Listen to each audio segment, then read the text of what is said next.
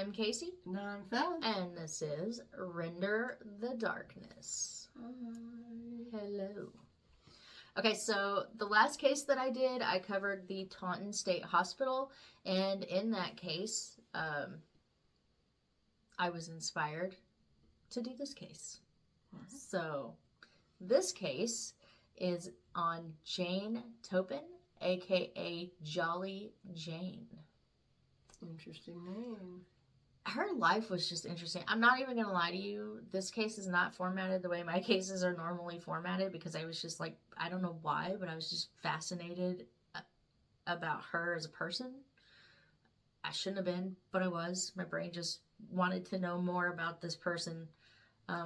So a lot of the information in here is centered around her, and I usually try to do the opposite. I usually try to put as little about the bad guy and as much about the victims as I can.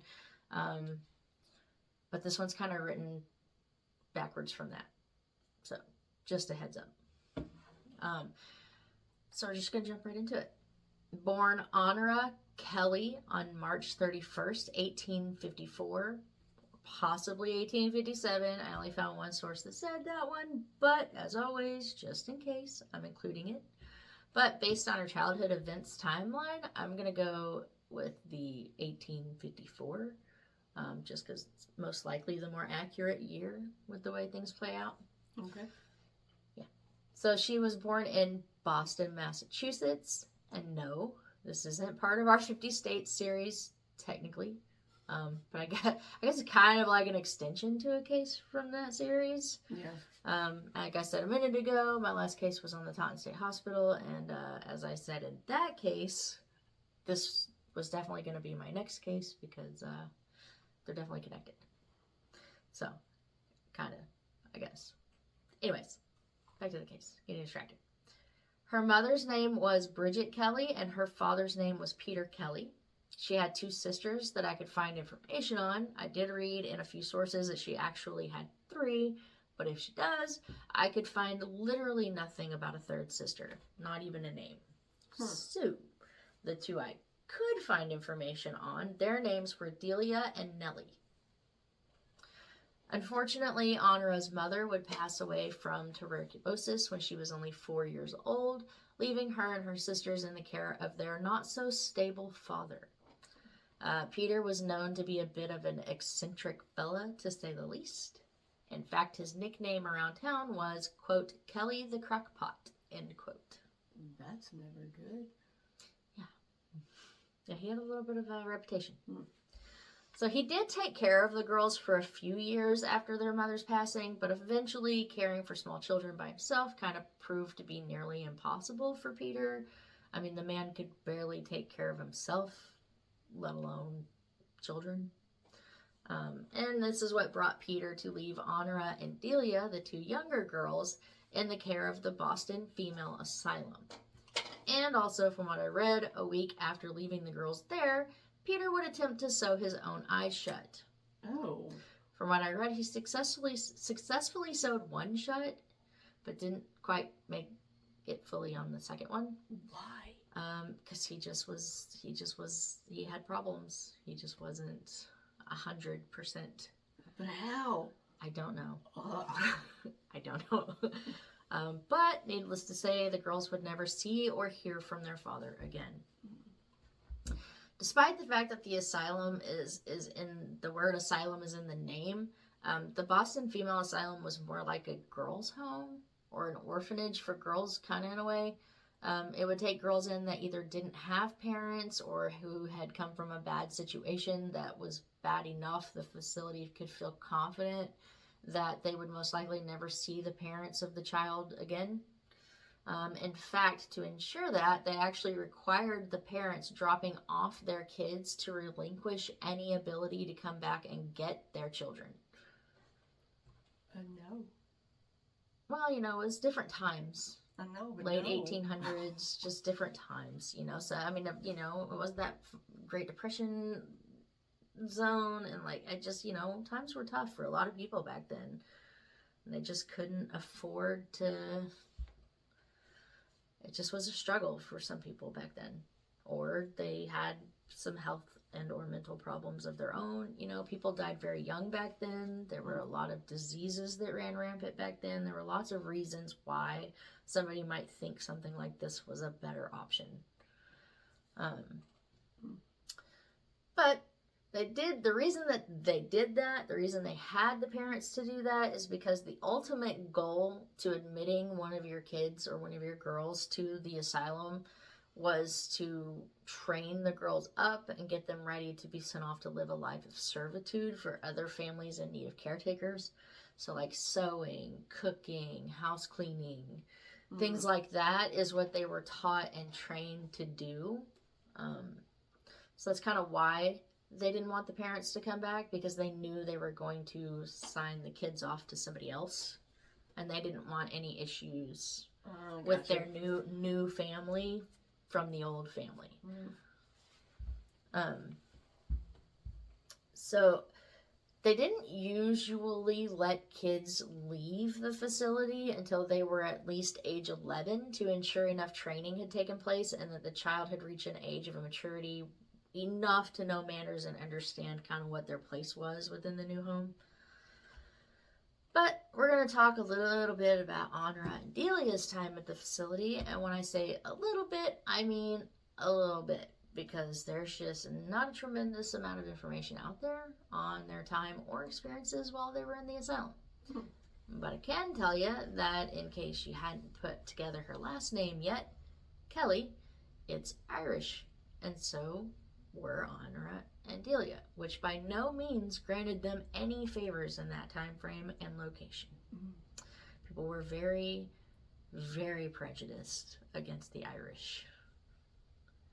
In fact, most people were so anti-Irish that they thought that anyone who was Irish, regardless of age, were conniving liars, untrustworthy, and unholy. So that right off the bat caused people to be a bit standoffish to the girls, and it would be a frequent cause of disdain for many people throughout pretty much all of their lives. The perception of the girls within the home was that they were kind of polar opposites.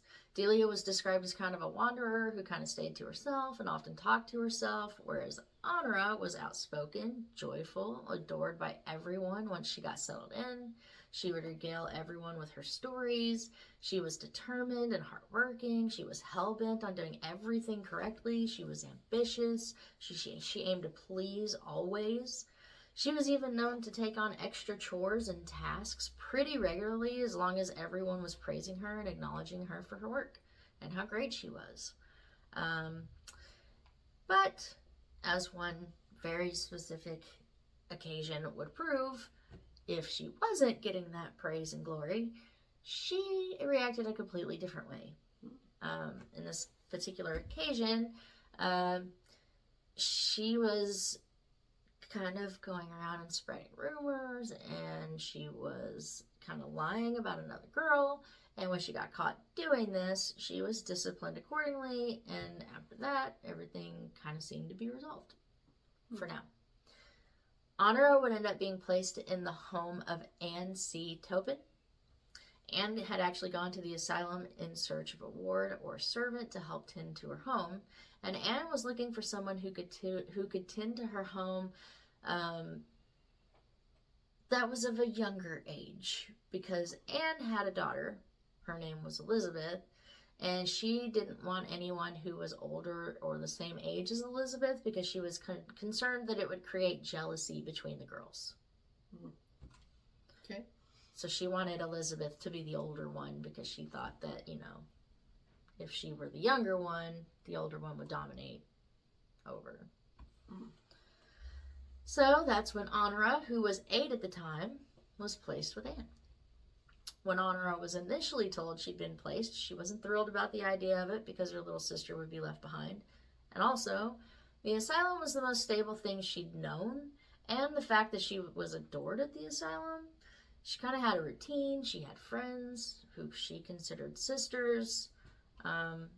Unfortunately, that really didn't matter, though, because she didn't have much say in the matter. And she knew that. So she opted to do her best to make the best of the situation. Now, when Anne inquired about the girl she would be receiving, she was told Honora's real name, and Anne immediately knew that that name wasn't going to be acceptable. She couldn't let it be known she'd brought an Irish girl into her home. She needed the girl to have a quote-unquote proper name, end quote. So before they even left the asylum, Anne would change Honora's name to Jane. Jane Toppan. So I'm going to assume that because she changed her name to keep people from knowing she's Irish, she didn't have like red hair or anything. I'm going to assume. I don't think she had red hair, but I do think it was pretty physically obvious that she was Irish. I don't think changing her name really hid much. Gotcha. Over the years, there were many moments that would cause friction with Jane and Anne, such as Jane telling Elizabeth stories of her family. For example, she spoke of a sister who lived in France with her sweet family, and things that just seemed really far-fetched to an adult's ear, but kind of whimsical and intriguing to a child. And when Anne overheard some of these stories, she not only punished Jane, but threatened to return Jane to the asylum if she ever heard her speak of this nonsense ever again. That's mean. And yeah, Jane was 8. And thus began Jane's practice of suppression, patience, and how to control her emotions. Lovely. Yeah. She started training herself to learn how to shut her feelings on and off anytime she was in trouble or uncomfortable so that she wouldn't feel the hurt. So some psychology 101 pretty early on in this girl's life. Again, not excusing what she goes on to do, but you do have to have some sympathy for the child. Right. So Jane focused on being as great at her chores as she could be, and she just kind of sat on the sidelines and watched Elizabeth live the life she wished she had. She started gradually building up a resentment for the girl who was gifted anything and everything for doing nothing to deserve it outside of existing. I felt like, because of the psychology of that whole situation, I thought it was important to add because it definitely comes into play later. But for now, we're going to fast forward 10 years. So when Anne took Jane from the asylum, she signed a contract promising that when Jane turned 18, she would give her $50 and give her the option to leave if she so chose. And Anne kept her word, and on Jane's 18th birthday, she gave her $50 and asked her if she wanted to leave or stay. Jane chose to stay and continue working for the family. However, it should be noted that because it was her 18th birthday, and because she would have had the option to leave, and Anne didn't know what she was going to choose, she had kind of built it up in her head that they would actually kind of celebrate her birthday somehow, or do something in honor of it, but they didn't. And she found herself not only disappointed, but she also came to the realization that she was not seen as part of this family.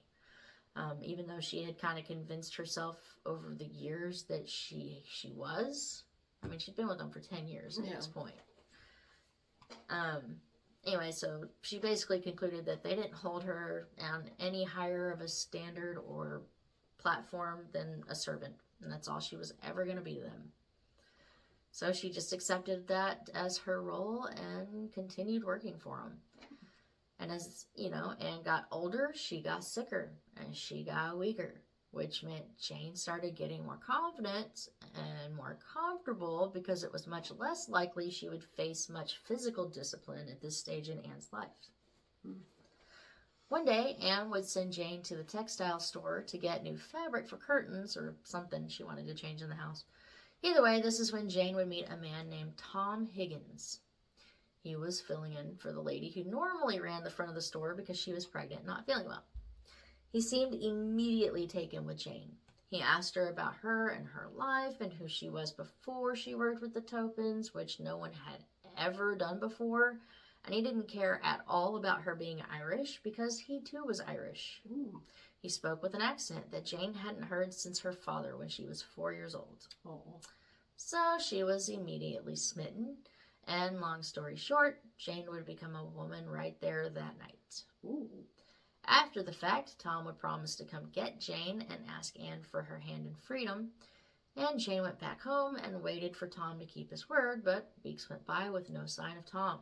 Until one night, 3 months later, Tom showed up in the middle of the night in Jane's yard, promising to speak to Anne the following day. But he left, and Jane never saw him again. And that was Jane's very first experience with a man. Oh, that's terrible. So not great. No. Fast forward a few more years, and Anne would pass away. Elizabeth and her husband, Ormel Brigham, who was a deacon at the Trinitarian Church, officially moved into the home. Again, there was a moment of disappointment in Jane's heart because Anne left Jane nothing, even though Jane had been the one to care for her for years and years. Jane would go on to stay in the house with Elizabeth and Ormel for about 6 years after announcing she had been accepted into Cambridge Hospital's nursing school. Jane was around 30 years old at this point. Once in nursing school, the hours were long and the work was grueling, but Jane was used to it. She'd been doing it for years, so just like she'd always done, Jane excelled. The doctors loved Jane, the patients loved Jane, the nurses not so much. They would be who gave Jane the nickname Jolly Jane. I gave her that because of how joyful she always seemed when she was walking around, and also because the patients would request Jane over them because she had a more pleasant and jolly bedside manner, and the patients actually would say the other nurses had terrible temperaments. Well, I mean, you know, that's the way it was. That's the way it was, you know. Work on yourself, man. Well, you know, not everything is as it seems on the surface, though, either, so, you know. And Jane was not about this nickname. She hated it with every ounce of her being. She hated it. They also didn't like her because she just outright excelled and overperformed them in every way possible. Or at least, again, so it seemed on the surface that's what was going on. Okay. Jane was doing a lot behind the curtains. For example, Jane lied and reported that her two roommates had broken a rule that they hadn't actually broken, but because Jane was held in such high regard and prestige with the doctors, they believed her, and the two girls were kicked out of school as a result. This made the nurses dislike her even more, and if they'd known what else she was doing, they would have had her kicked out. So there's the fact that some of the nurses were convinced that Jane was lying on her patients' charts and changing information. And just for the record, she absolutely was. Oh. Cambridge is where Jane would start experimenting with her patients. This is where that psychology thing I mentioned earlier kind of comes into play. See, Jane really did love her patients, but the problem was when they got better, they did what patients who were in a hospital that get better do. They went home. Some of her favorite patients would go on to get better and be discharged, and not always on the same shift that Jane was on, which meant some of them left without so much as a goodbye. This, in turn, made Jane feel pretty betrayed. When she didn't receive a proper goodbye from the people she had cared for, treated, taken care of, bonded with, it made her reflect on her time at the Toppans and how ungrateful they had been for her service for all of those years. She reflected on how she'd done the same for them and she was now doing for her patients, and how, just like them, she wasn't receiving any gratitude for her service and love. She thought this was a sign that her patients were ungrateful and entitled. Jane was offended and disgusted by the slight against her by the very people she'd nursed back to health, given another chance at life. Then it dawned on her. Perhaps it's not their fault. They'd always been cared for by someone else and catered to. That's what they'd grown to expect, what they thought they deserved no matter what. This is when Jane decided to come up with a way to, quote-unquote, fix the problem. This is where the experiments come in. She began stealing morphine and atropine out of the medicine cabinets and creating cocktails to give to her patients. She wanted to develop a way for the patients to be grateful and happy that she was there, to need her. So she started injecting very small doses into her patients. She would sit with them and watch the side effects take hold. Of course, each patient had different reactions. Some would get dizzy, nauseous, incoherent, fall asleep quickly. Then when she really started messing with the doses, sometimes the effects were a little bit stronger. Sometimes they would become itchy. They would begin to convulse, sometimes violently. They would go into a coma, and sometimes even die. And sometimes, death wasn't always related to the drugs. Sometimes it was just coincidental, depending on their age and their health condition. But sometimes their deaths were very much on purpose. Once Jane finished her studies at Cambridge, she would continue her studies at Massachusetts General Hospital. Now, it is important to note that they did not want to accept her application. They did not want to hire her.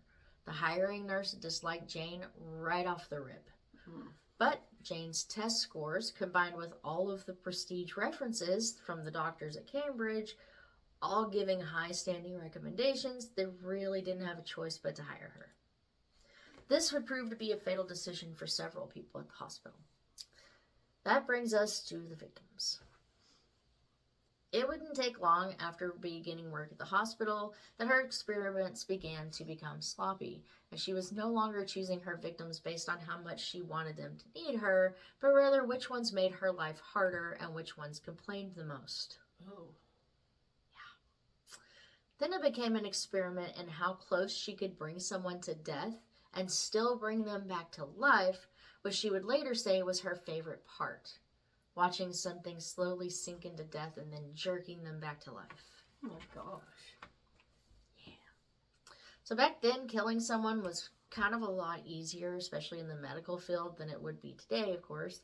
And a large majority of the people who were admitted to the hospital died anyway, because of everything that they had, all the diseases they had running around back then with the lack of knowledge and medication on how to treat that. Yeah. So Jane losing patients wasn't initially a concern, but then the numbers started to climb. So she was ultimately dismissed. Not necessarily because they could prove that she was killing anyone, but just because of her suspiciously high number of deaths. Okay.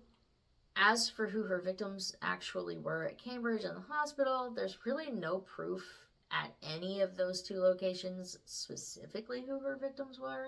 But after she was dismissed from the hospital, she did go back to Cambridge for a very brief amount of time and was fired from there too because she was caught administering opiates in a severely reckless manner. This definitely did not stop her from practicing as a nurse. Instead, it led her to home health, which, if anything, gave her a more private way to engage with her patients without the constant looks over her shoulder. And just like with everything else she had done, she seemed to excel, although there were some complaints of petty theft here and there. By the time she had shifted to home health, she'd perfected the cocktail needed to pretty much control how much or how little she needed to overdose a patient or poison a victim or make certain side effects to her benefit. Whatever she wanted to do with that person, she pretty much knew how to control the dosage to get what she wanted out of it. So she decided to use this knowledge to eliminate anyone who was causing any type of burden upon her. Okay. So her first two victims came in 1895. It would be her landlord and his wife, who wanted their rent money. Oh. Then in 1899, she would kill Elizabeth. Remember Elizabeth, her foster sister? Yeah. She'd kill her, poison her, just out of sheer jealousy on that one. In 1901, she took on a patient by the name of Alden Davis. She would go on to move in with him and his family after his wife passed away, a death Jane caused, by the way, so she could move into the house. Oh. And it took her just a few weeks to poison Mr. Davis, his two daughters, and his sister. Oh my gosh. Yeah. So now she's just like addicted to it. Now she's just killing, just to kill. God. And this one would actually be the one that would finally get her. Before she might have taken out like one or two here and there. But this time she took out almost the whole family. Right. One of the surviving members would go on to request a toxicology exam to be done on Minnie, who was one of the daughters, and it would be determined that she'd been poisoned. Didn't take police long to pinpoint their primary and only suspect, which was the only one in the house who didn't die, and the newest factor of the house, which was Jane. On October 29th, 1901, Jane was arrested for Minnie's murder, and after her arrest, Jane would go on to confess to 31 murders. Oof. Yeah. Dang. I will say, though, her confession and her trial didn't quite go or turn out the way most of these tend to go. As for motives, Jane would claim it was a sexual fetish she had to bring people as close to death as she could while fondling them just to bring them back to life, to bring them back to death again. Oh, God. Yeah. She also claimed she would, quote, attempt to see the inner workings of their souls through their eyes, end quote. And she would do that while laying next to them, watching them as they slipped into death. Oof. She told her lawyer that during her trial she wanted to be tried as sane because she believed that if she were sane, she would have a better chance of being released. During the trial, Jane fought hard to convince the jury she was absolutely sane and had all of her wits about her. She insisted that she was sane because she knew what she was doing. She did it all with intent and was fully aware what she was doing was wrong. As a result, Okay. I know, you'd think, point proven, right? Yeah. As a result of her argument, Jane was found insane. She was sentenced to life in the Taunton Insane Hospital, which is where she stayed until she died at the age of 84 on August 17th, 1938.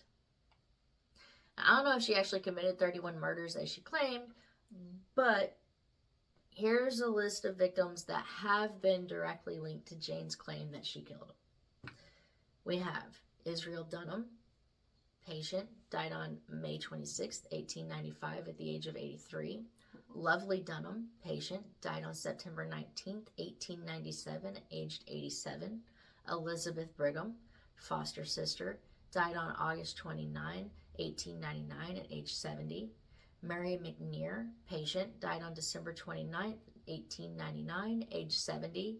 Florence Calkins, housekeeper for Elizabeth, died on January 15, 1900, aged 45.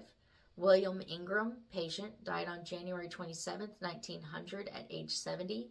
Sarah Myra Connors, patient and friend, died on February 11, 1900, aged 48. Edna Bannister, sister-in-law of Elizabeth, died on June 19, 1901, aged 77. Maddie Davis, wife of Alden Davis, died on July 4th, 1901, age 62. Genevieve Gordon, Annie, daughter of Alden and Maddie Davis, died on July 30th, 1901. Alden Davis died on August 8th, 1901, age 64. And Mary Minnie Gibbs, daughter of Alden and Maddie, died on August 13th, 1901, aged 40. Dang. A lot of these seem very personal. Yeah. And another interesting thing about this case, this is my last little piece, and I just kind of threw this in because it was interesting to me, that Jane was actually considered a quote-unquote angel of mercy by a lot of people because of the demographic that she mostly chose. You know, like the elderly or sick, which I don't know if you know. For those of you who don't know what an angel of mercy is somebody who helps assist people onto their passing due to their age or their frailty or their disease or whatever the case may be. It's kind of considered them doing them kind of like a favor so they're not in pain and they're not suffering anymore. When it comes to Jane specifically, I'm going to go out on a limb and say no on that one. Because she also used her little poison cocktail to do more than just kill people or appease some sexual fantasy or desire that she had. She also claimed she literally couldn't help it. It was an urge that she had that she couldn't control. She also used it not just to kill people, but to get her way. Like getting maids fired so she could have their jobs and then come in and kill their family. Or because she was jealous, i.e. Elizabeth's situation. And she even went so far as to poison herself so men would feel sorry for her and want to court her. So I'm going to say the judge and jury may have had this one right. She may have been just a touch insane. Yeah, she may have. She's like the most, she was like the most sane, insane person ever. Yeah, that's I guess that's part of what fascinated me so much with her case is because, like, when you just look at her life without the extra, without the killing people and the poison cocktails or whatever, like, she seemed perfectly, like, on paper, she seemed normal. She seemed like a great candidate for literally anything she wanted to do. Yeah. But behind the curtains, behind the scene, it was like she almost was like living this double life, which you would only do intentionally. Right. Which to me means you're not insane. But clearly with the things that she did and the reasons she gave behind why she did it, she is insane. So this is, it just, I don't know why. Maybe that, I don't know. I guess the pull back and forth on, is she insane, is she not insane, is what kept me kind of captivated on her story, I guess. Yeah. I mean, because I would agree and say she wasn't, because of the simple fact of, like, she knew what she was doing. She knew why she was doing it. She, she made it to... Like, she went so far as to perfect it. Yeah, that's what I was going to say. She made a point to make sure she got good at it. Yeah. If you're insane, you're just going to... I mean, I'm not a doctor, but, I'm just going to say that, if you're insane, I would assume you're just going to... If you're going to kill somebody, you're just going to be like... You're just going to kill them. Yeah, it's just like an urge you get in that moment. You don't premeditate it. You don't plan it. You just pick something up and you just sort of, you don't... Yeah, that's just me. I don't know. Could be wrong. I don't know. There's a lot of serial killer cases out there where, they were deemed insane and they knew exactly what they were doing the whole time. But the reason behind it, and, a lot of things, again, play into that kind of a thing, too, like time frame. Look at the time frame we were in. Yeah, that's true. That's very true. Back then, that wasn't a common or normal thing for anyone to do, much less a woman. Yeah, I was going to say, back then, they didn't really think women were capable of doing anything like that. So, I can see why they were like, she's insane. Yeah, like, she has to be. This is not how women act. Yeah, this is not what women do. Women are caretakers. They're mothers. They're good, gentle people. Yeah, they're not murderers. They don't do this. She's broken. Like, I could see how that mindset would be. Yeah, for sure. Or even if I wasn't there, for all I know, it may have been as simple as the judge saying, she wants sane, insane. It might have been that simple. Maybe, I don't know. That's crazy. I don't know, but yeah, that was my case on Jane Toppan. So hopefully after hearing it, you can kind of see why, when I was in the middle of my Taunton hospital case, that my brain kind of side railed and got sidetracked. And yeah, I can see that. I was like, who's this lady? What's her story? And then I dove into it and was like, that's an interesting story. And like halfway through, I know it sounds terrible to say, but halfway through I was like, oh yeah, the victims. Let's talk about them. Anyway, it's not often that the murderer is the part that fascinates me. Right, yeah. She was definitely... There's a psychology behind that just had me intrigued, I guess. Yeah, I can understand. She was definitely interesting. She had an interesting life. I don't want to say she was an interesting person. She had an interesting life.